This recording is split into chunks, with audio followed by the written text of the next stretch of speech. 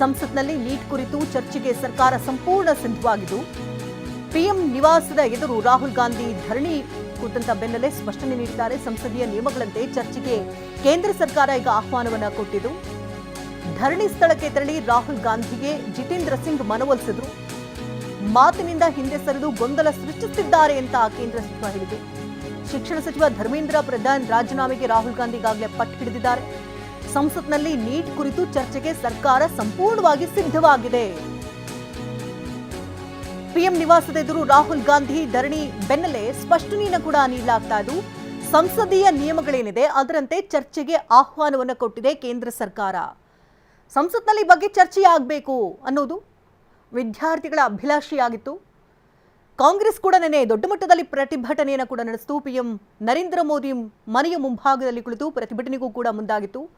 ಪ್ರತಿಭಟನಾ ನಿರತ ಸ್ಥಳದಲ್ಲಿ ಹಲವರು ನೆಲದಲ್ಲೇ ಉರುಳಿಕೊಂಡಿದ್ದರು. ರಾಹುಲ್ ಗಾಂಧಿ ಕೂಡ ನೆಲದಲ್ಲೇ ಉರುಳಿದ್ರು. ನಂತರದಲ್ಲಿ ಅವರನ್ನು ಪೊಲೀಸರು ವಶಕ್ಕೆ ಪಡ್ಕೊಂಡ್ರು. 3 ಗಂಟೆಗಳ ಕಾಲ ನಂತರದಲ್ಲಿ ಅವ್ರನ್ನ ಹೊರಕ್ಕೆ ಬಿಡಲಾಯಿತು. ಅವರ ಒಂದು ಶೂ ಕೂಡ ಮಿಸ್ ಆಯಿತು. ಮೂಗಿನಿಂದ ರಕ್ತ ಕೂಡ ಸೋರಿಕೆಯಾಗಿತ್ತು. ಬಟ್ಟೆಗಳು ಕೂಡ ಕಲಿಯಾಗಿದ್ದವು.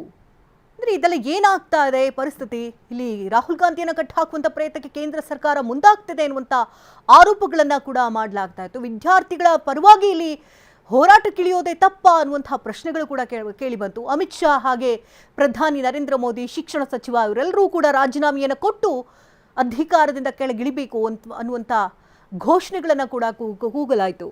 ಇದೀಗ ಕೇಂದ್ರ ಸರ್ಕಾರ ಸಂಸತ್ನಲ್ಲಿ ನೀಟ್ ಕುರಿತು ಚರ್ಚೆಗೆ ಸಂಪೂರ್ಣವಾಗಿ ಸಿದ್ಧವಾಗಿದೆ ಅಂತ ಹೇಳ್ತಾ ಇದೆ. ಪಿಎಂ ನಿವಾಸದ ಎದುರು ರಾಹುಲ್ ಗಾಂಧಿ ನೆನ್ನೆ ಧರಣಿಯನ್ನ ಕೊಟ್ಟಿದ್ರು. ಅದರ ಬೆನ್ನಲ್ಲೇ ಈಗ ಸ್ಪಷ್ಟನೆಯನ್ನು ಕೂಡ ಕೊಟ್ಟಿದ್ದಾರೆ.